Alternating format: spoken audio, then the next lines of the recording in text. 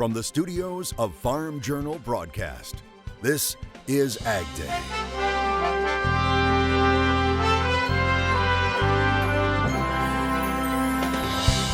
Coming up on AgDay. We're kind of entering an exciting time in lake sturgeon restoration. It was once one of the world's most threatened fish. See what's being done to bring it back. New numbers show the purge of dairy farms is continuing in one state. And Barry is no longer a hurricane, but the threat from the storm remains very real. This is a sugarcane field. This is Ricky Gulf's sugarcane field. There is not supposed to be that much water. AgDay, presented by the all-new Chevy Silverado, the strongest, most advanced Silverado ever. Good morning, I'm Clinton Griffiths. Forecasters say more than a foot of rain has fallen in parts of Louisiana, prompting flash flood warnings in Louisiana and Mississippi as the remnants of Barry continue to move north. Yesterday's rainfall was among the heaviest seen so far after Barry struck Louisiana over the weekend as a weak hurricane. Now, I spoke with Avery Davidson, host of This Week in Louisiana Agriculture. He joins us from New Iberia, Louisiana. Well, Clinton, I was in Baton Rouge, Louisiana at the time when the storm hit, so where we were, we didn't get the full brunt of it. However, through that event, I was texting with some of our farmers in Vermilion Parish, which is where it actually came in, right there by Intracoastal City. And where I am now, I'm a little bit east of that in Iberia Parish, just outside of New Iberia.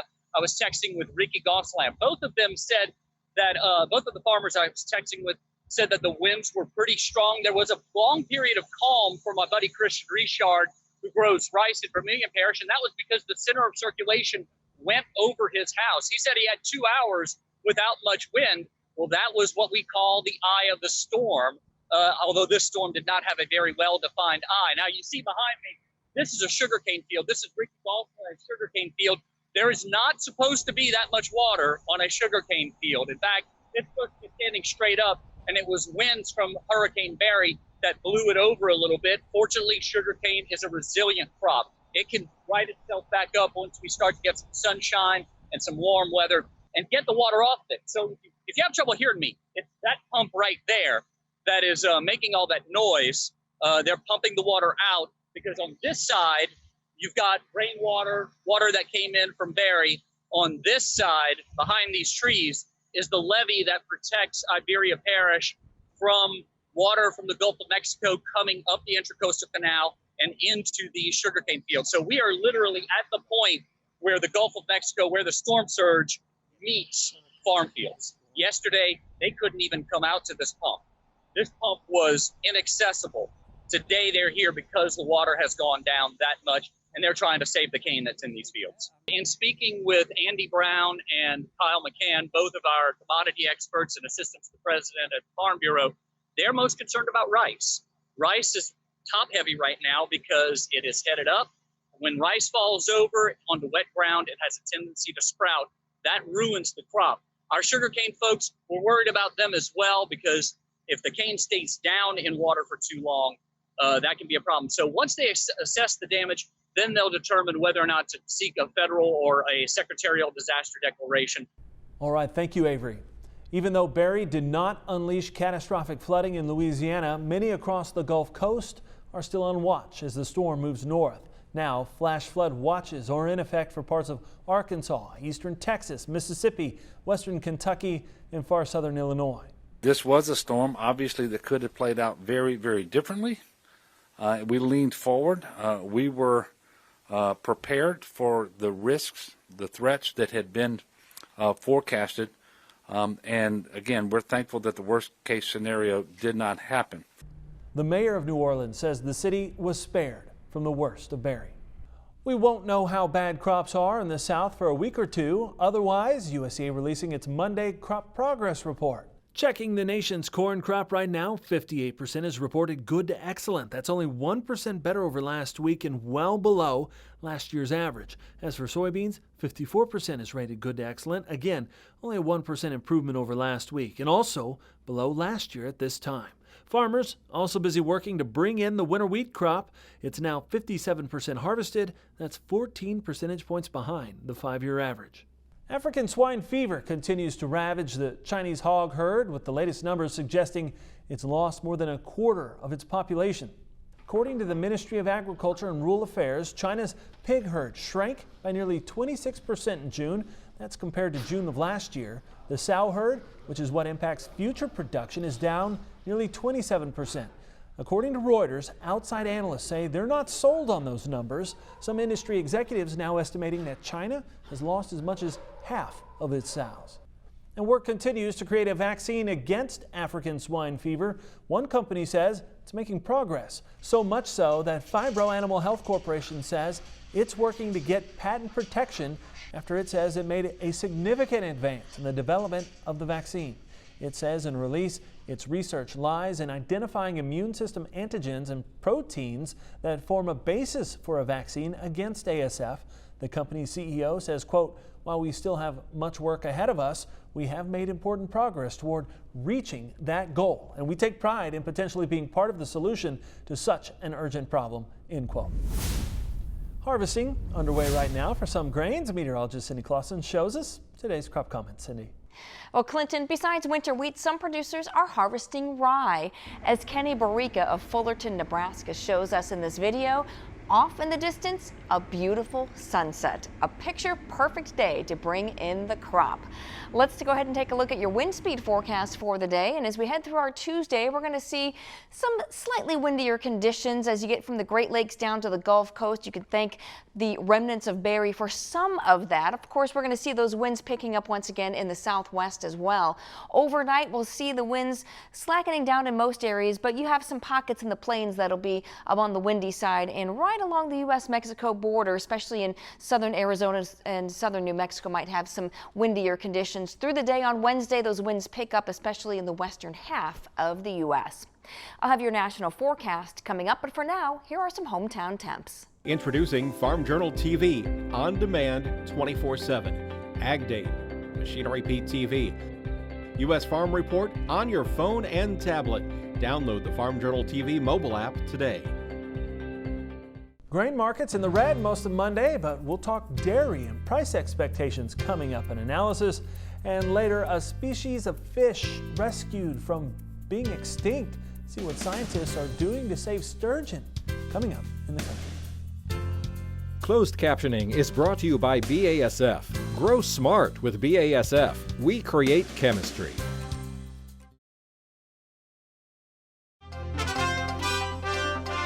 Traders appearing divided about this week's crop condition trends, and that added to a down day to start the week. Here's more now from the scene.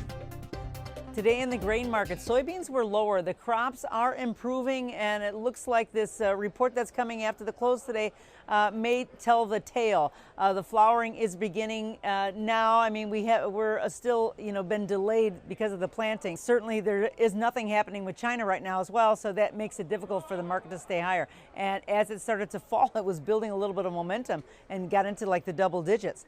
Same thing with corn. It was retreating a little bit. The weather is really driving this market. Wheat also fell double digits very hard. The harvest is almost complete. That tells us there's a lot of numbers involved. There's a lot of supplies here. And so one of the issues that we're looking at is that we're still priced too high to really do much business. Now the feeders had some short-term pullback as well, so we're watching that. That shows you really if there is any optimism down the road. And I think that it was really just a small correction right now, but there will be some support. And as long as the corn prices continue to retreat, we can see that there's going to be some underpinning of some real support, real buying support should be coming in, and some follow through for the rest of the week. So we're going to watch for that closely. Dairy prices have strengthened some in recent weeks. Tyne Morgan joins us now with more from our studios in Kansas City. Tyne. Here now with Brian Doherty of Stewart Peterson. And hitting on dairy, Brian, we've seen a little bit of a rally here, but can that continue? Do you think that's a rally that's mainly short-lived as we head throughout the remainder of the summer? Yeah, a lot of variables in dairy as well. The perception that the supply or the herd has peaked and may be pulling back a little bit due to low prices for so long is certainly supportive. But when you look at the product values, they've all had a good rally, good run. Cheese around $1.80. The whey market, because it's a Chinese market, is down. I didn't like the bearish key reversal on charts this week, and after a strong upturn and testing that $18 level, dairy producers really need to kind of think about how long they don't want to take action. That means do something, either forward sell, buy some puts, or both. Look at your dairy DRP insurance, but do something. This rally has been better than expected, and we don't know if there's drivers underneath this to keep it moving. Yeah, what would be those drivers? Well, it would be a big curve down in supply. So what drives supply drops? Usually herd liquidation. That usually comes on the heels of much higher input prices. So certainly dairy farmers are very perceptive to where meal and corn is and where it could go. But I don't think those prices are high enough right now, and they've had time to lock these prices in. So I think the more sophisticated dairy producer has a pretty close eye on those trigger points and has probably already pulled the trigger for supplies. Should have pulled the trigger in May for corn and meal supplies for the entire year.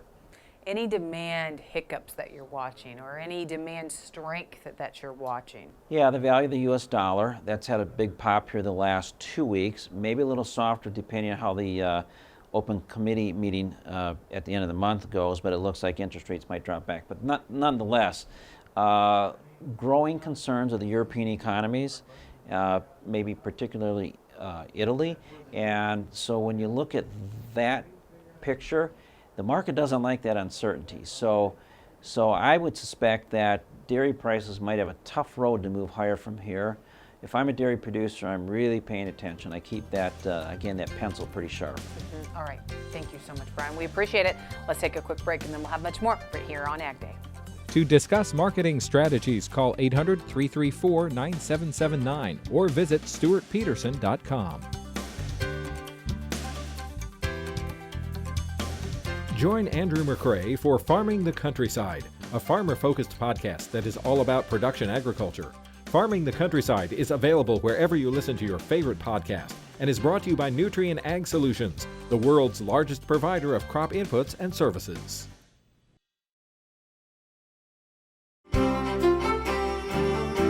Welcome back to Ag Day, here with meteorologist Cindy Clausen. And Cindy, we're kind of watching the remnants of Barry as it kind of works its way northward here. Yeah, it's been a real good rain producer for a lot of the Delta region. Now it's moving to the north and some of the areas that have seen a lot of rain over the spring. So that's going to continue its northward push through the day. Let's take a look. You can see those remnants already into Missouri and even up into the northern parts of Indiana and Illinois. That will continue to push on off to the north. The center of the low starting to get towards southern Indiana as we get into later on this evening. So we see the moisture really kind of streaming in towards the Great Lakes area. We also have a front that's going to be draped across the northern tier of states, so look for some showers and thunderstorms along that as well. Heading into the overnight hours, the low continues to push on off to the north. Eventually it's going to kind of blend in with this front here, but we really see that moisture picking up in the eastern parts of the Corn Belt and then along that front. So that'll be a focus for showers and thunderstorms as we head through the day on Wednesday as well. We'll see that moisture on the high side in the southeastern quarter of the United States, so look for those afternoon showers and thunderstorms there. We'll have another system trying to enter into the Pacific Northwest as well. Now precipitation, of course, the past 24 hours, the real focus has been on the remnants of Barry and will continue to be for the next 24 hours. But we do have some of that rain along the front in the north as well. The next 24 hours will bring some heavy rain into parts of the, well, a lot of the eastern part of the country. You could see Barry, but you can also see that front, and the combination of the two could mean some heavy rain even up into the northern parts of the United States and into the northeast. Temperature wise, we're going to be really hot today, especially in the south central and southwestern United States, but a lot of the areas even in the east are going to be pretty warm and quite humid, especially with all that added tropical moisture in place. Overnight we go and we see those temperatures, really not a lot of relief at night when you have 70s, mid 70s, even into the 80s there, and very muggy conditions. A little more comfortable out into the northwestern United States. And into tomorrow, temperatures similar. You got a real kind of bullseye there as you get into the low 90s in parts of the central plains, but basically warm and humid for a lot of the United States. And why? Because we have a ridge that's really kind of holding strong and you've got all that moisture there. So it's going to be warm and humid for a lot of folks as we head through the week. Might have some stormier weather in the northwest as we get towards the end of the week, but as we get into the weekend and into early next week, that ridge really builds into the western United States. So look for some pretty warm temperatures there about this time next week. That's a look at your national forecast. Now let's check on the weather where you live. Bakersfield, California, lots of sunshine for you today with a high of 97 degrees. Seymour, Indiana, showers and thunderstorms, heavy rain possible with a high of 86. And Florence, South Carolina, partly to mostly sunny, high of 97. Dairy farms continue to disappear in Wisconsin. We'll share the latest numbers next in our dairy report. And later, they used to swim with dinosaurs and almost became extinct themselves. How sturgeon are making a comeback. Ahead. The IBM Watson Decision Platform for Agriculture, helping to feed a hungry world with the power of AI.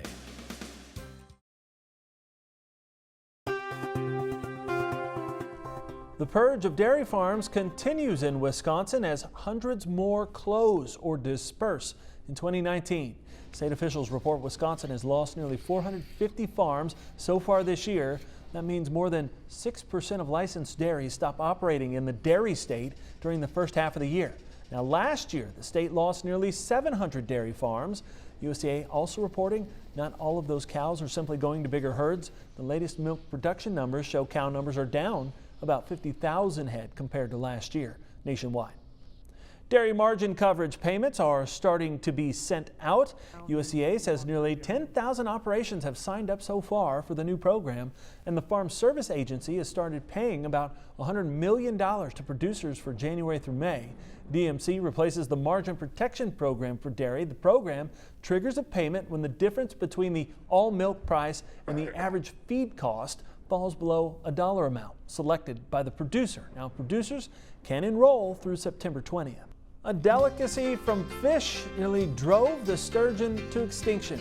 Now they're making a comeback thanks to careful management. The story next in the country. Closed captioning is brought to you by BASF. Grow smart with BASF. We create chemistry. Introducing Farm Journal TV, on demand 24/7. AgDay, Machinery Pete TV. U.S. Farm Report on your phone and tablet. Download the Farm Journal TV mobile app today.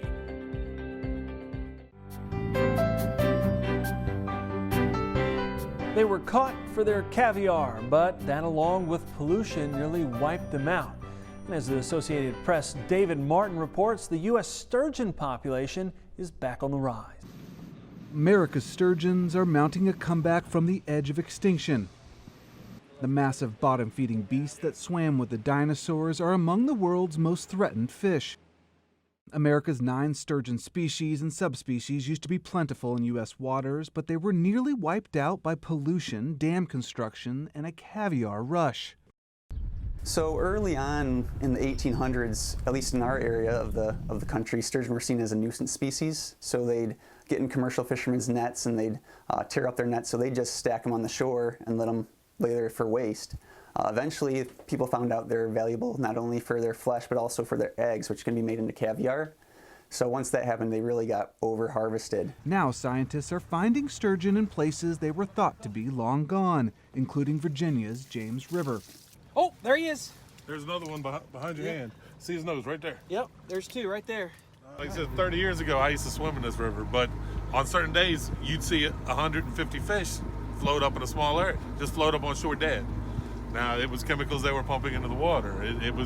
This was a wasteland. It really was when I was a kid. But I had never seen, of all the dead fish I ever seen, I never saw a sturgeon. Factors like fishing bans, stocking programs, cleaner water, and dam removals have been credited for the recovery.